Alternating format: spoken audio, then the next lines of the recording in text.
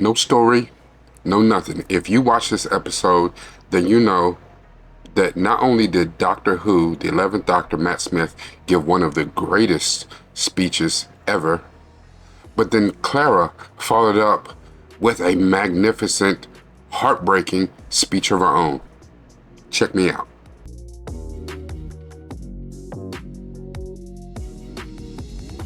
Hello, Governor. This is Rakai Steed, Newt from the Ville, here to talk about Doctor Who, Season 7, Episode... Here to talk about Doctor Who, Season 7, Episode 8, The Rings of Akhaten. I'm going to keep this recap really short, really sweet, and then we're going to get on to what we're talking about, which in today's media therapy deep dive is called sacrifice. The Doctor's already seen Clara die twice. One in the first episode of Season 7, and then he saw her die again in the Christmas special, Episode 6, The Snowman. So the Doctor decides to go back in her past, and he finds out some things about Clara, because he's really curious to who is she really? How she died twice, and now she's rolling around with him. Like, how many people have there been alive? She's not a Time Lord, so how is she doing this? He goes back to when she's a little girl, and he even goes back even farther to see when her father met her mother. He met her mother just by happenstance. A giant leaf blew in his face and he met her mother. He also finds out that Clara's mother died when she was a teenager. So he's a little emotional. He goes back and gets her. He takes her to this planet, the Rings of Akhaten, where in this particular part of the solar system, there's a giant pyramid on the planet, and then there's this little girl, Mary Gejel something. She's the Queen of Years. She's a little girl, and she's been appointed this position damn near from the time she was born.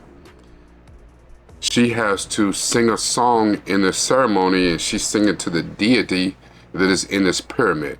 The little girl is running from her obligation because she's afraid that she's going to get the song wrong. She's been trained, raised up to do this one thing. She has one job, and she's afraid that when it comes her time, she's going to mess it up. So it's a huge thing, and the planet-wide, everything stops to watch this little girl sing the song to the deity, because something about singing the song to the deity makes the deity go back to sleep so he doesn't wake up, because him waking up could cause destruction. So there's one little girl every generation or whatever that sings the song to sing him back to sleep. Well, little girl sings the song, and she sings beautifully. It's very operatic. It's wonderful. Problem is, he starts to wake up, and she is like beside herself. The little girl's beside herself because Mary thinks that she did not sing the song correctly, and she thinks it's her fault. All of a sudden, the pyramid has this beam of light come out like a tractor beam, and it pulls Mary over to the pyramid. The Doctor and Clara, they go back and get a little space scooter thing, and they go over to the pyramid to rescue Mary. They find out that the creature, the deity, is not actually a creature. The entire planet is a parasitic organism, and the creature is waking up to feed. But what they realize is that in singing the song, and because it's a planet-wide thing, everyone is putting their entire energy into this song in this moment, and the creature feeds off memories, stories, feelings, off of emotions. The Doctor steps in, and he's like, the way to combat this is to overfeed it. So the Doctor, having 900 plus years of stories, memories, and all this, he tries to overfeed the parasite.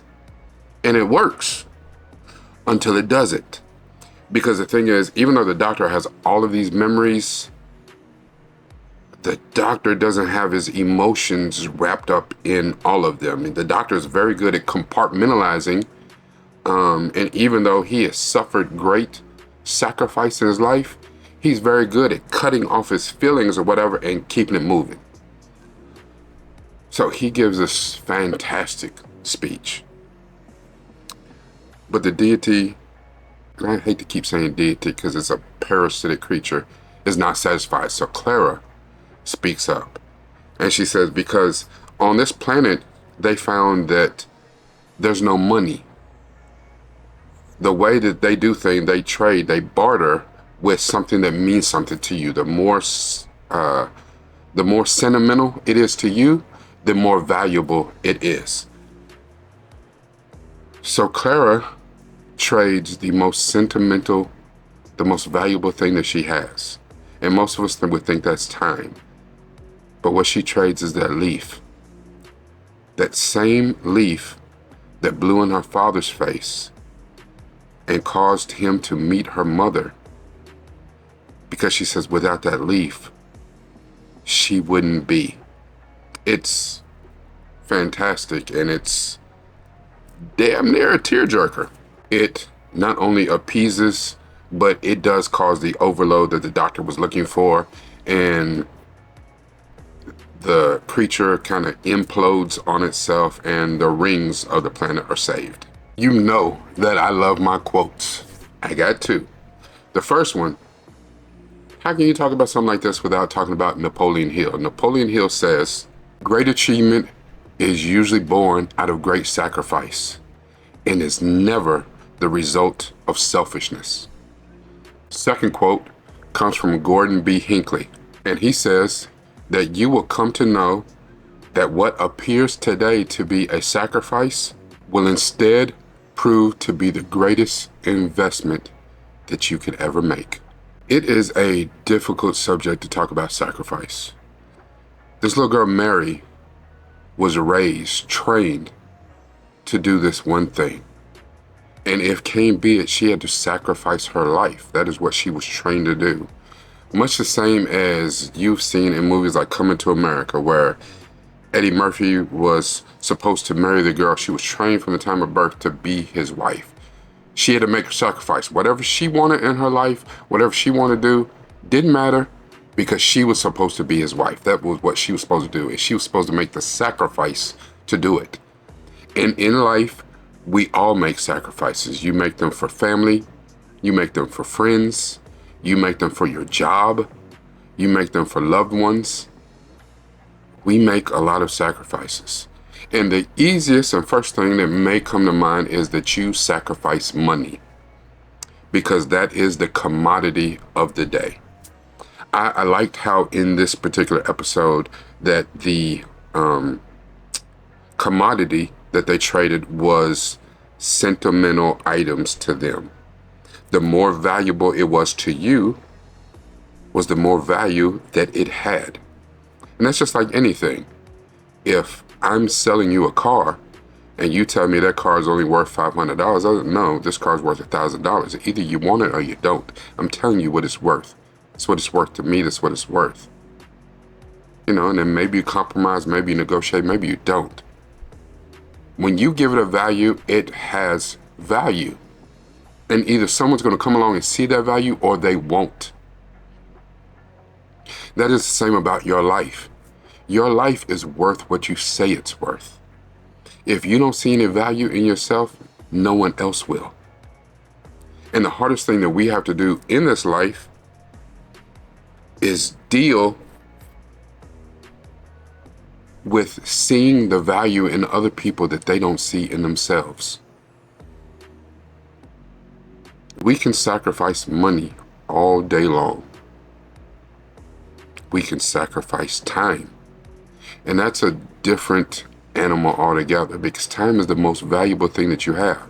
So one thing you have that you can't get back. You could lose millions of dollars and you could strive to get it all back. And maybe you don't.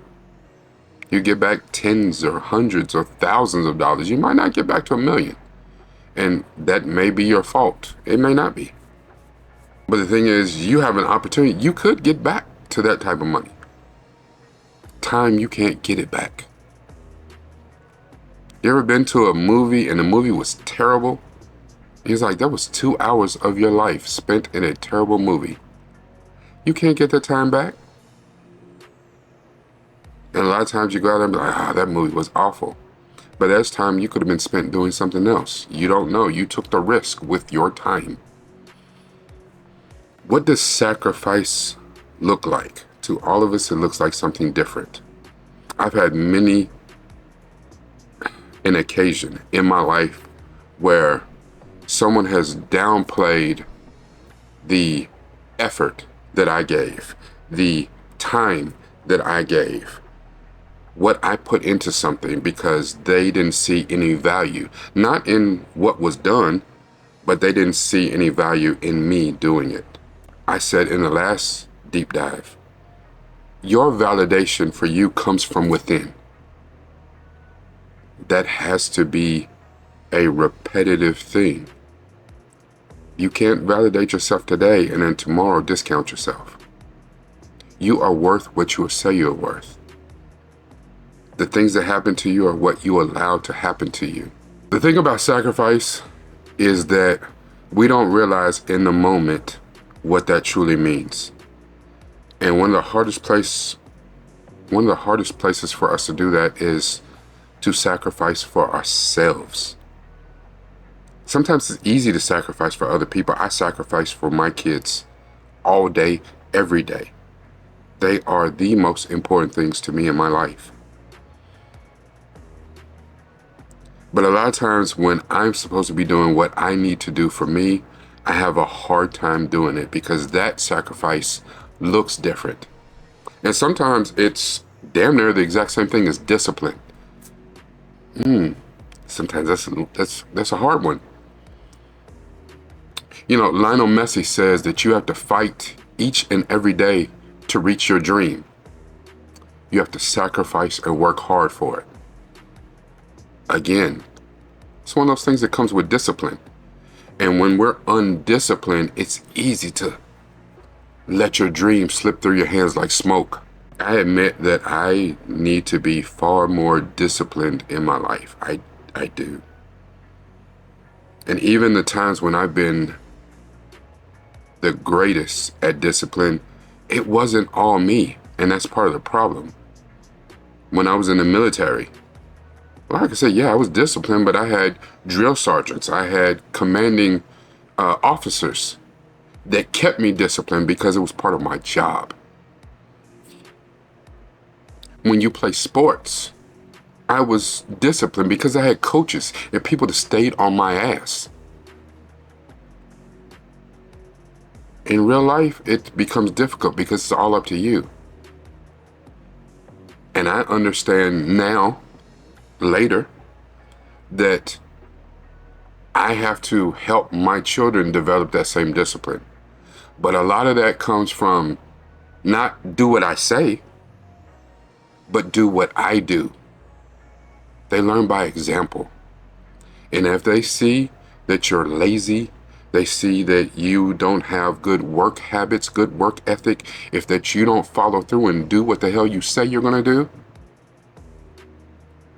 it's hard for you to tell them to do X, Y, and Z to get to your dreams when the hell do you know about it? Now, while I don't have some of the discipline, I do try to show my kids every day that even though I'm at the vintage age that I am, I'm still striving and still reaching for my dreams. I haven't had my best day yet. My best day is tomorrow.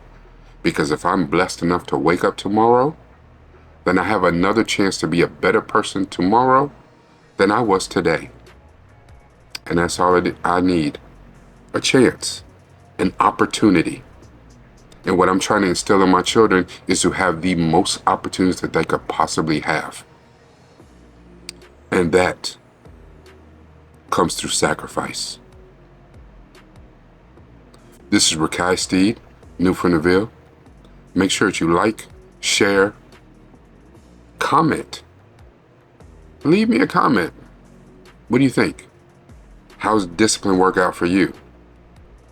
What have you had to sacrifice to get to where you are? Was a sacrifice that you didn't make that you wish you did? And if you haven't subscribed, it's not too late. All you gotta do is hit the button, subscribe. At the end of the day, it's all about this. But even more than that, it's about this.